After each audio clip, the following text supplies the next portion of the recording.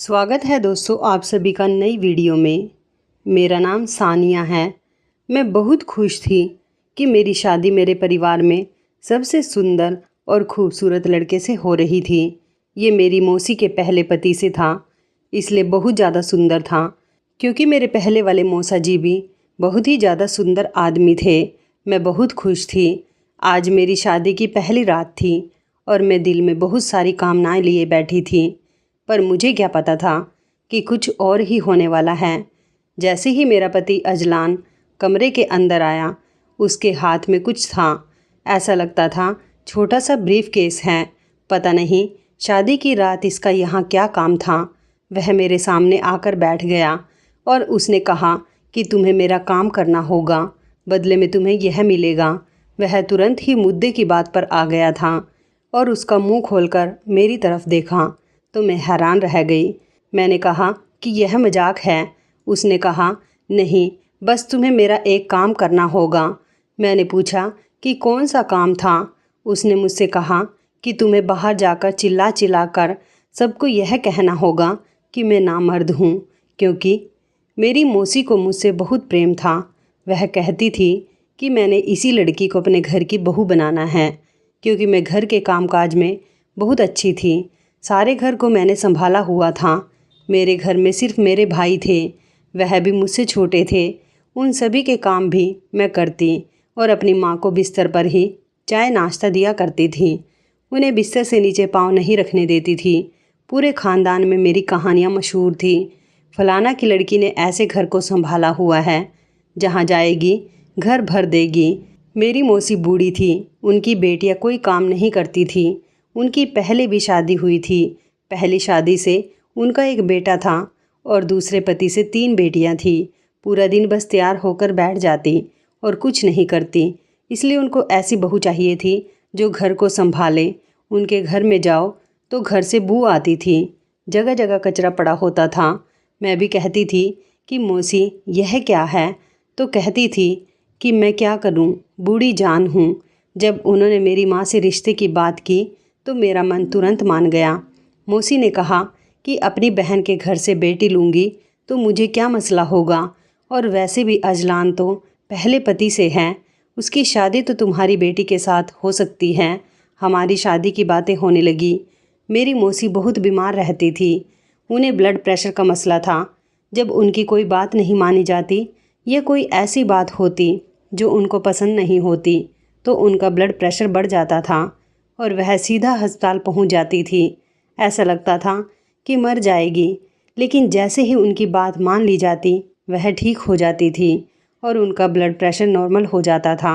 Azlan अच्छा लड़का था, उसकी कमाई भी अच्छी थी और मुझे भी पहले से ही पसंद था, इसलिए मैंने भी हाँ कह दी। हम लोगों की शादी पक्की हो गई, पर अजलान खुश नज़र नहीं आ रहा था।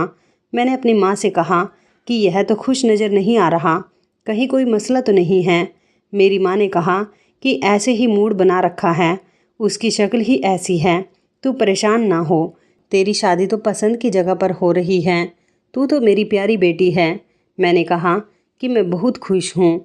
जैसे ही हमारी बात पक्की हुई मैं बहुत खुश रहती थी। अब शादी में 1 हफ्ता रह गया था। दोनों घरों में तैयारी हो रही थी। मुझे एक अनजान नंबर से फ़ोन आने लगा। मुझे नहीं पता कि कौन था। मुझे लगा कि शायद मेरी कोई रिश्तेदार है, क्योंकि शादी वाला घर था तो लोग फ़ोन करके पूछ रहे थे कि शादी कब है, हम कब तक आएँ। आजकल तो फ़ोन पर ही न्योता दे दिया जाता है, इसलिए मैंने कॉल उठा ली। उस तरफ से कोई लड़की बोल रही थी, लेकिन आवाज़ से ऐसा लग रहा था कि जैसे मुंह में सुपारी डालकर बोल रही है। उसने कहा कि अजलान से शादी ना करना, नहीं तो तुम्हारे साथ बहुत बुरा होगा। मैंने कहा कि कौन हो तुम, कहाँ से बोल रही हो और क्यों ऐसा कह रही हो। उसने कहा कि मैं जो भी हूँ, मैं तुम्हारे फ़ायदे की बात कर रही हूँ, उससे शादी नहीं करना, नहीं तो तुम्हारे साथ बहुत बुरा होगा। मैंने कहा कि मुझे तुम्हारी कोई बात नहीं सुननी है। अगर तुम्हारे पास वाकई कोई सबूत है तो मुझे सबूत दिखाओ, नहीं तो इस तरह की बातें नहीं करो। मुझे पता था कि जब शादी होती है तो कोई ना कोई ऐसी वैसी बात ज़रूर करता है, और हमारे ख़ानदान वाले तो थे ही ऐसे। वह तो किसी को खुश होता हुआ देख ही नहीं सकते थे। जब सामने बैठ जाते थे तो ऐसा लगता था कि एक दूसरे से बड़ा प्रेम है और पीठ पीछे चुगली करते थे। मुझे इस बात के बारे में अपनी माँ को और पिताजी को बता देना चाहिए था। भाई तो मेरे छोटे थे, पिताजी का ही सहारा था। लेकिन फिर मैंने कहा कि पता नहीं कौन है जो शरारत कर रहा है। यह ना हो कि बात बिगड़ जाए और मेरे पिताजी क्या कर लेंगे। वह वैसे भी बूढ़े हो चुके थे। मेरी शादी हो रही थी। मैं घर में कोई भी मसला नहीं बनाना चाहती थी, इसलिए मैंने किसी को यह बात नहीं बताई।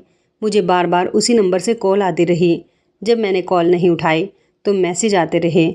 मैसेज में भी यही लिखा होता कि अजलान से शादी ना करना, वरना वह शादी के पहले दिन ही तुम्हें ऐसा रंग दिखाएगा कि तुम हैरान रह जाओगी। तुम्हारे साथ बहुत बुरा होगा। चीखें मारती हुई कमरे से बाहर निकलोगी। ये जो भी था, ये मुझे शादी से और अजलान से डरा क्यों रहा था। ऐसी ऐसी बातें कर रहा था कि अगर मेरी जगह कोई बेवकूफ़ लड़की होती तो अभी तक इस बात को फैला देती। पर मुझे पता था कि ये जो कोई भी है, ये मेरे फ़ायदे की बात नहीं कर रहा है। हो सकता है अजलान की कोई पुरानी गर्लफ्रेंड हो, लेकिन अजलान तो ऐसा नहीं लगता था। वह तो सबको कहता था कि मैंने कभी किसी लड़की को आंख उठाकर भी नहीं देखा, और मुझे भी ऐसा ही लगता था। हमारे ख़ानदान में चुगली की बहुत आदत थी। अगर ऐसा होता कि अजलान की कोई गर्लफ्रेंड होती तो अब तक ये बात कहीं ना कहीं से मुझ तक ज़रूर पहुंच जाती। मेरी शादी हो गई और अब मैं अपने कमरे में बैठी थी। सभी रीति रिवाजों के साथ मेरा स्वागत किया गया। मैं बहुत खुश थी। कुछ लोग शादी में यह भी कह रहे थे कि लड़का बहुत सुंदर है, लेकिन लड़की की रंगत काली है। मौसी ने सबको कहा कि आजकल रंग रूप कौन देखता है। लड़की पढ़ी लिखी है, समझदार है, घर को संभालने वाली है। और फिर ये रंग रूप तो 4 दिन के लिए होता है। जब सारे ख़ानदान वाले देख लेते हैं कि हम बड़ी सुंदर बहू लेकर आए हैं, तो उसके बाद जब ससुराल वाले कहते हैं कि अब हमारे लिए कोई खाना बनाओ, अच्छे अच्छे व्यंजन बनाओ, और तब पता चलता है कि बहुरानी को तो कुछ भी बनाना नहीं आता। वह तो सिर्फ अपने मुंह पर मेकअप ही लगा सकती है। तो फिर घर नर्क बन जाता है। और मेरी मौसी तो पहले ही बूढ़ी हो गई थी। उनकी अपनी बेटियों को भी कुछ नहीं आता था। मुझे मेरी माँ ने कहा था कि तू जा तो रही है, लेकिन वहाँ तुझे बहुत काम करने पड़ेंगे। पर मैं दिल में सोचती थी कि घर में कौन सा आराम करती थी, और इंसान चलता फिरता रहे तो ही अच्छा लगता है। मौसी ने कहा था कि घर की साफ़ सफाई और कपड़े धोने के लिए वह नौकरानी रखेंगे, लेकिन खाना तो मेरी बहू बनाएगी। अगर खाना बनाने की और रसोई घर संभालने की बात थी तो मुझे इसमें कोई आपत्ति नहीं थी। मैं तो खुश थी। बदले में इतना सुंदर हमसफ़र भी तो मिल रहा था। अब मैं अपने कमरे में बैठी थी, थोड़ी डरी हुई थी। यूँ तो मेरी मौसी का ही घर था, इसलिए मुझे ज़्यादा परेशान होने की ज़रूरत नहीं थी।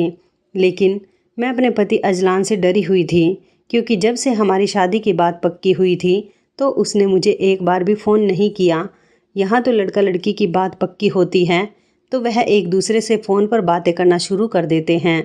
पूरी रात बातें करते हैं, और मुझे ऐसा लगता है कि अच्छी बात है कि पहले ही एक दूसरे से बातचीत हो जाती है। शादी तो मेरी आजकल के ज़माने में हुई थी, लेकिन ऐसा लग रहा था कि जैसे 50 साल पुरानी शादी है, क्योंकि अब तक मेरी अजलान से खुलकर बात ही नहीं हुई थी। वह कभी हमारे घर आता था तो बस नमस्ते करके मैं चली जाती थी, और फिर उसके लिए कोई खाने पीने की चीज़ बना देती थी। उसे मेरे हाथ का खाना बहुत पसंद था।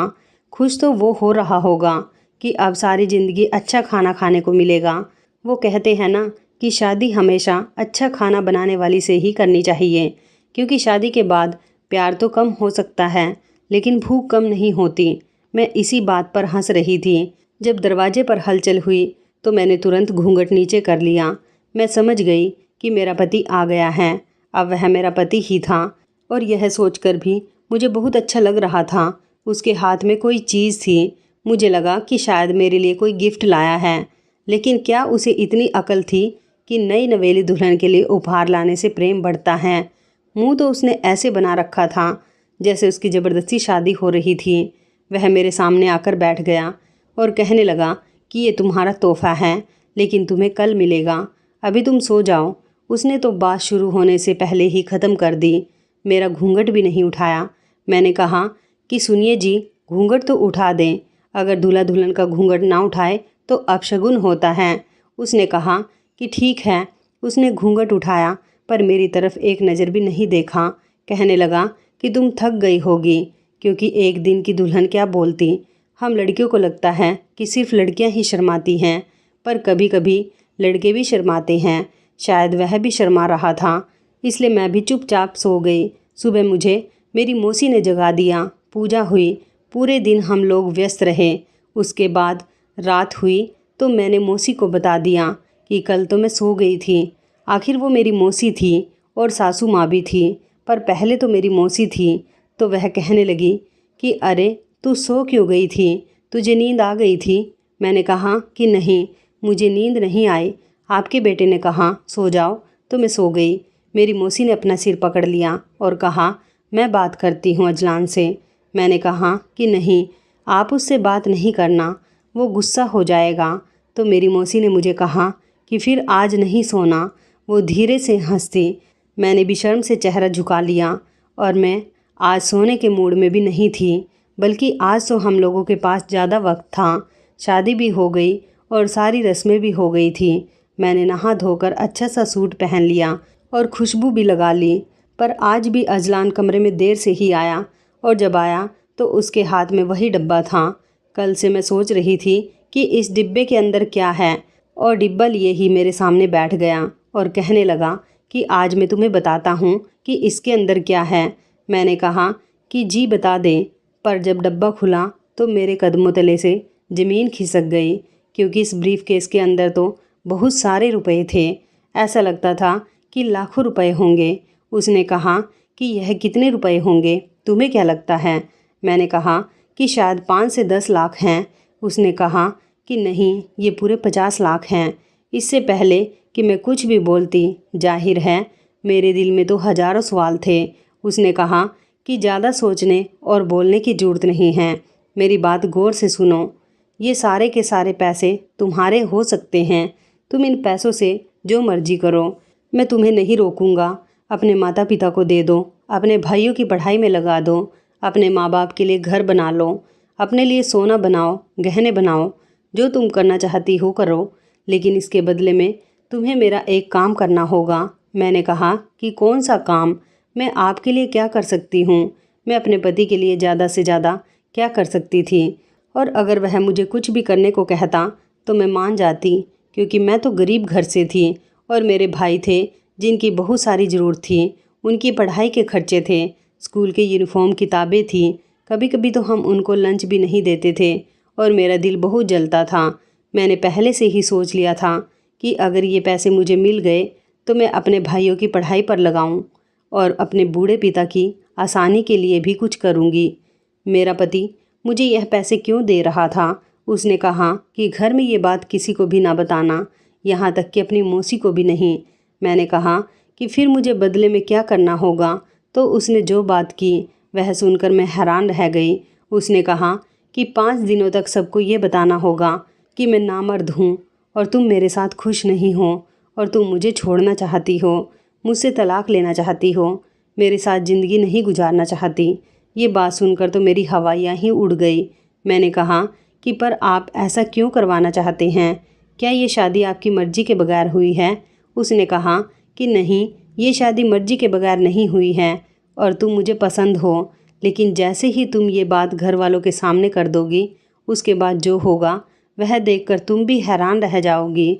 मैंने कहा क्या वाकई आप मुझे तलाक दे देंगे। तो कहने लगा पागल, मैं तुम्हें तलाक नहीं दूंगा, तुम्हें सिर्फ यह बात करनी है। मुझे समझ नहीं आई कि सिर्फ ये बात करने की, मेरा पति मुझे इतने सारे पैसे दे रहा है, हम तो पति पत्नी है ना, हमने तो सारी ज़िंदगी एक दूसरे के साथ रहना है, आपकी सेवा करना तो मेरा धर्म है। उसने कहा अपनी पत्नी को पैसे दे रहा हूँ, किसी गैर को तो नहीं दे रहा हूँ, और बात भी तो अजीब सी है ना, कहीं तुम घबरा ना जाओ, इसलिए तुम्हें पैसे दे रहा हूँ। और फिर तुम्हारे माँ बाप को ज़रूरत भी तो है ना, घर के पैसे घर में रह जाएंगे, मैं कौन सा सड़क पर बांट रहा हूँ, बस तुम्हें मेरा ये काम करना होगा। मैंने कहा कि ये तो अजीब सा काम है, कैसे कहूँगी मैं ये सब लोग बातें करेंगे, कितना अजीब लगेगा। आपको पता है ना, हमारे ख़ानदान के लोग बहुत बातें करते हैं।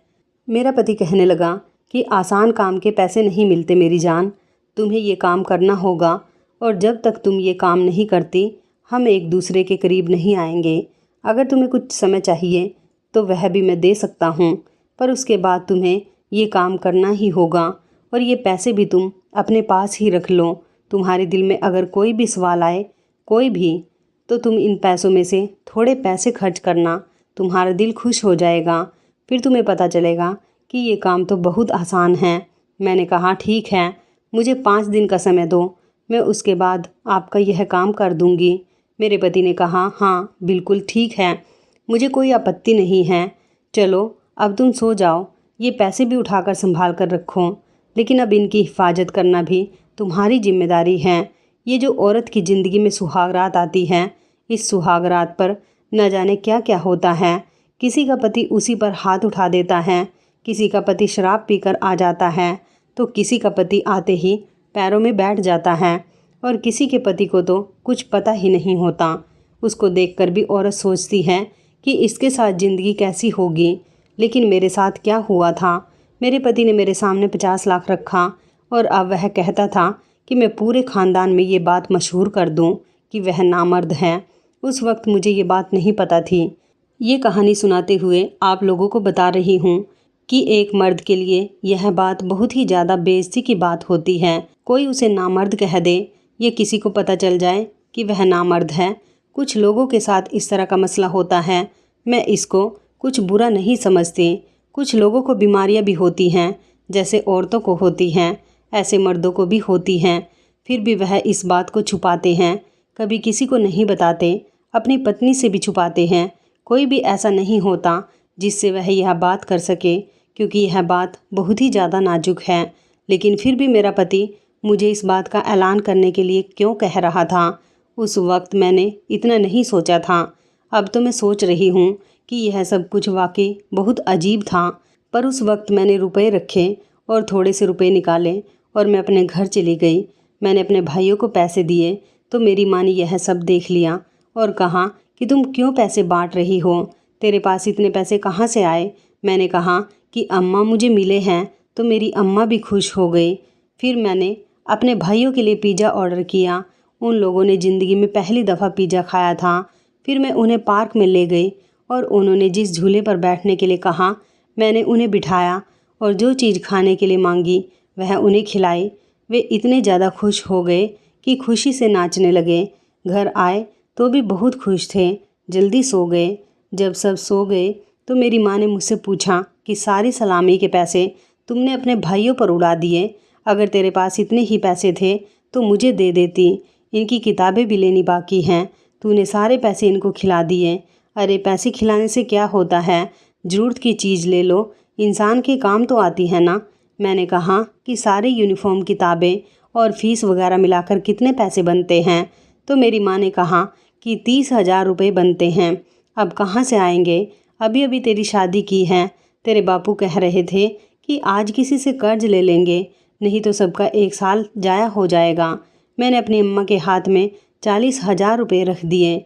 मैंने कहा कि उनकी फ़ीस भी दे देना, यूनिफॉर्म भी बना लेना, किताबें भी ले लेना और 10,000 रुपये बापू को भी दे देना। उनको कहना कि अपनी जेब में रखे, काम आएंगे। मेरी माँ ने मुझे हैरान होकर देखा तो मैंने कहा कि अम्मा आपको बताया ना, बहुत सारे पैसे मिले हैं। मेरी अम्मा तो खुशी से रोने लगी, कहने लगी कि तेरी मौसी हमसे ज़्यादा अमीर हैं और अच्छी हालत में हैं। मुझे खुशी है कि मैंने तेरी शादी वहीं पर करवाई है। तू खुश तो है ना बेटा। मैंने कहा कि हाँ, मैं बहुत खुश हूँ और आप चिंता नहीं करो, मैं अपने भाइयों के सारे खर्चे उठाऊँगी और हमेशा उन्हें इसी तरह खुश रखूँगी। आज का दिन मेरा बहुत अच्छा गुजरा था। मेरे पति ने सही कहा था कि थोड़े पैसे खर्च करोगी तो तुम्हें इन पैसों की कीमत का अंदाज़ा होगा कि इस दुनिया की सारी खुशियाँ पैसे से खरीदी जा सकती हैं। जो लोग कहते हैं कि पैसे से खुशी नहीं खरीदी जा सकती, वो झूठ बोलते हैं।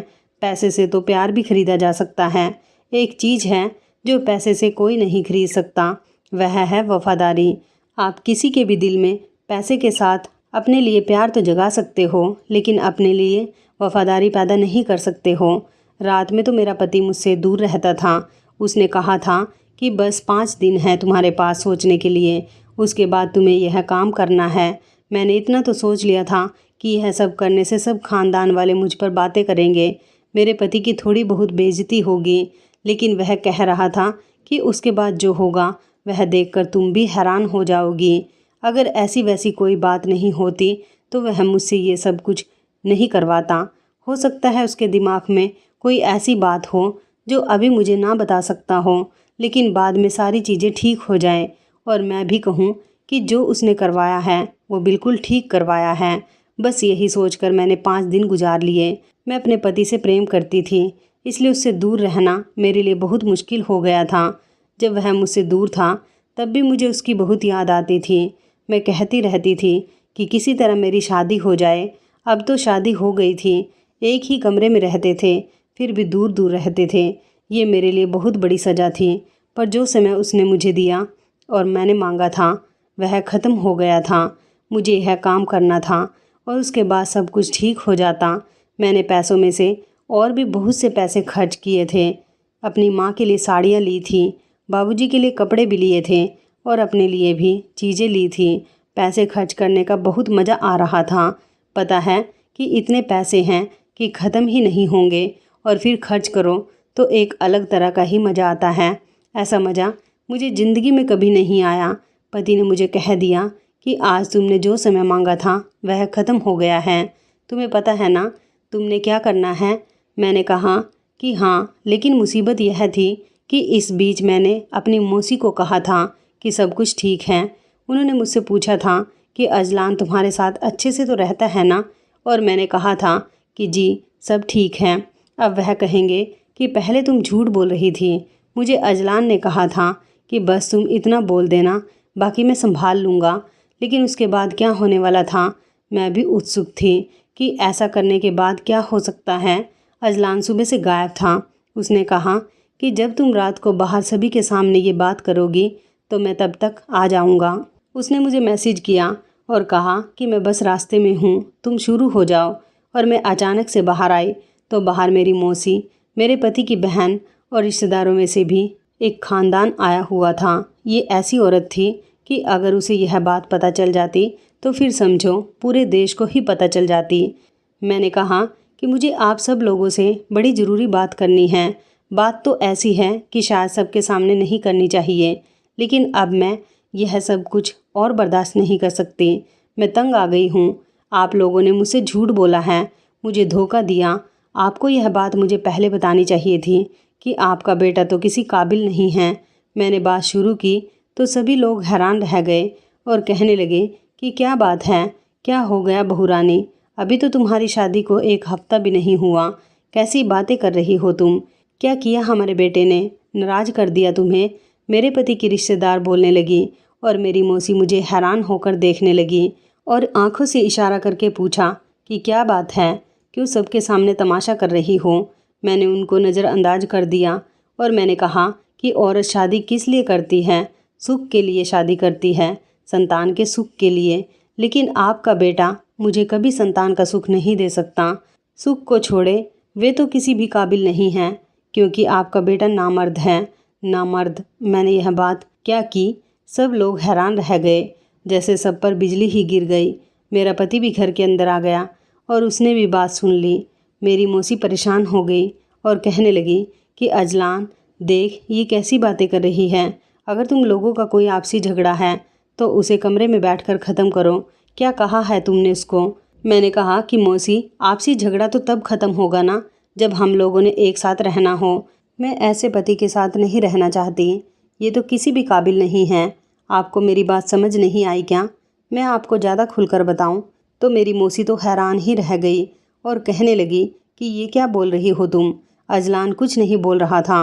मुझे लगता था बस मेरा काम हो गया, मुझे इतना ही कहना था। लेकिन जो अजलान ने किया वह देखकर तो मेरी जान ही निकल गई। उसने कहा कि मैं आप लोगों को बताता हूँ कि सच्चाई क्या है। ये मेरे साथ रहना ही नहीं चाहती है, क्योंकि इसका पहले से ही किसी और के साथ ताल्लुक़ है। और ऐसा वैसा नहीं, ये जो रोज़ घर से निकल जाती है उसी के पास जाती है। जब मुझे इसके बारे में पता चल गया और मैंने कहा कि मैं ये बात सबको बता दूंगा, तो उसने कहा कि मैं भी झूठ बोलकर सबको बता दूंगी कि तुम नामर्द हो और मैं तुम्हारे साथ नहीं रहना चाहती हूँ। मेरे पास सबूत भी हैं। अजलान ने कहा कि मैं आपको सबूत दिखाता हूँ। इसने मुझे कहा था कि मैं तुम्हारे साथ नहीं रहूँगी जब तक तुम मुझे बहुत सारे पैसे लाकर नहीं दोगे। मैंने सोचा कि मेरे घर परिवार की इज्जत का सवाल है। मेरी माँ बहुत दुखी होगी कि उनको उनकी अपनी ही रिश्तेदार ने इतना बड़ा धोखा दिया है, इसलिए मैंने कहीं से कर्जा उठा के इसे बहुत सारे पैसे दिए। ये देखो, ये पैसे मैं इसी के लिए लेकर आया था। मैंने कहा कि बस तुम घर में रहो, बेशक पैसे खर्च करो, घर का कोई काम नहीं करो, लेकिन मेरी माँ को दुख नहीं देना। मेरी माँ बड़ी बीमार है, परेशान हो जाएगी। पर फिर भी इसने ये सब कुछ किया। देखे, वरना इतने पैसे इस घर में कहाँ से आते? हमें क्या ज़रूरत पड़ी थी इतने पैसों की? यह देखकर माँ हैरान रह गई थी। उसने पूरी बाजी ही पलट दी। उसने सारा इल्ज़ाम मेरे ऊपर लगा दिया था और मुझे सबके सामने बुरा बना दिया था। और मैं यह भी कह चुकी थी कि मुझे अजलान के साथ नहीं रहना। मेरी मौसी मेरे पास आई और मेरे मुंह पर थप्पड़ मारा। उसके बाद उनकी तबीयत खराब हो गई और वह हॉस्पिटल चली गई। उन्होंने अस्पताल में ही अजलान से कहा कि वह मुझे तलाक दे दे और अभी के अभी जाकर तलाक के कागजात बनवा कर लाए और उस पर दस्तखत करे। और उसने ऐसा ही किया। देखते ही देखते मेरी ज़िंदगी तो बर्बाद हो गई। मैं सबको बार बार कहती रही कि मुझे अजलान ने ही कहा था कि मैं आप सब लोगों को यह बताऊं, तो कोई भी मेरी बात का यकीन नहीं कर रहा था। सब यही कह रहे थे कि कोई भी मर्द अपने आप को कभी भी ऐसा नहीं कहता, और वह तुम्हें ऐसा कहकर क्या साबित करवाना चाहता था? इस तरह तो उसकी अपनी बेइज्जती होनी थी। तुम ही झूठ बोल रही हो, तुम ही झूठी हो। मैं वापस अपने घर आ गई और अब सब लोग मुझे एक बेवकूफ़ औरत कहते थे कि तुमने अपना घर खुद बर्बाद किया। मुझ पर विश्वास सिर्फ मेरी माँ को ही था। बाकी सब यही कहते थे कि मेरा पुराना पति ही ठीक कह रहा था। पर उसने ये सब कुछ किया क्यों? यह जानकर मैं और भी ज़्यादा हैरान रह गई। उसने यह सब कुछ एक लड़की के लिए किया था जो बहुत ज़्यादा अमीर थी, सुंदर थी। वह उसके साथ शादी करना चाहता था। आप लोग सोच रहे होंगे कि अगर वह इतनी अमीर और सुंदर थी तो वह पहले उसके साथ शादी कर लेता। फिर उसने मुझसे शादी क्यों की? अपनी माँ को मना नहीं सकता था। हाँ, वह अपनी माँ को मना नहीं सकता था क्योंकि वह लड़की अमीर और सुंदर तो थी, लेकिन वह अच्छी लड़की नहीं थी। वह बुरा काम करती थी और बुरा काम करके ही उसने पैसे बनाए थे। और वही 50 लाख रुपए जो मेरे पति ने मुझे दिए थे वो उसी लड़की के थे। उसने बाद में वह पैसे भी मुझसे ले लिए। पहले उन लोगों ने मुझे फ़ोन करके भड़काया था कि शायद मैं इतने से ही पीछे हट जाऊं, लेकिन जब पीछे नहीं हटी तभी उन्होंने दूसरा प्लान बनाया। फ़ोन उसी लड़की ने किया था। मेरी मौसी कभी भी उसकी शादी एक ऐसी लड़की से नहीं करवाती जो ना जाने कितने मर्दों के साथ सो चुकी थी। लेकिन मेरे पुराने पति ने मेरी मौसी को इस तरह से अपनी बातों में लगाया कि आपकी मर्जी से तो मैंने शादी करके देख ली, उस लड़की ने मेरे साथ एक हफ्ता नहीं गुजारा। अब मुझे अपनी मर्जी से शादी करने दे और उससे शादी करना चाहता हूँ। मैं शादी करूँगा। और मेरी मौसी ने उसे अनुमति दे दी कि हाँ बेटा, मैंने अपनी मर्जी करके देख ली, तेरी तो ज़िंदगी बर्बाद कर दी मैंने। अब तू अपनी मर्जी कर, जहाँ तेरा दिल करता है वहाँ शादी कर। पहले ही मैंने तेरे साथ बहुत बुरा किया। मेरे पति ने हम सब के साथ खेल खेला था। उसने अपनी माँ के साथ भी खेल खेला और मेरे साथ भी। मैं तो बेवकूफ़ थी, उम्र की कम थी, मुझे बेवकूफ़ बना लिया। लेकिन अब इस बात को काफ़ी समय गुजर गया है। सुना है कि मेरी मौसी की तबीयत आजकल बड़ी ख़राब है और वह लड़की उनका बिल्कुल भी ख्याल नहीं करती है। अब मैं 2 जगह नौकरी करती हूँ, अपने भाइयों की पढ़ाई के लिए पैसा जमा करती हूँ, बहुत ज़्यादा मेहनत करती हूँ। अपने भाइयों को पढ़ा लिखा कर अच्छा आदमी बनाना चाहती हूँ, अच्छा मर्द बनाना चाहती हूँ। उनको इस काबिल बनाऊँगी कि वह कभी किसी लड़की के साथ धोखा नहीं करे और इतनी बहादुरी हो उनके अंदर जो सीधी बात है वह सीधे तरीके से कर सके, ना कि पहले किसी लड़की की ज़िंदगी को बर्बाद करे और फिर अपनी माँ से अपनी बात मनवाए। अगर अजलान में इतनी हिम्मत होती तो बस सीधा कह देता कि चाहे वो नाचने वाली हो, गाने वाली हो, जैसी भी हो, मुझे तो उसी के साथ शादी करनी है, उसी को अपनी इज्जत बनाना है। लेकिन नहीं, उसने पहले मुझे रास्ते की तरह इस्तेमाल किया और फिर अपनी माँ की मंजूरी हासिल कर ली। मेरा इसमें क्या कसूर था? मुझे पहले दिन ही बता देता तो मैं पीछे हट जाती। अब सब लोग मुझे कहते हैं कि इसने इल्ज़ाम लगाया है, ये तो किसी और को पसंद करती थी। अब मुझे दूसरी जगह से भी रिश्ता नहीं मिल रहा, बहुत मुश्किल हो रही है।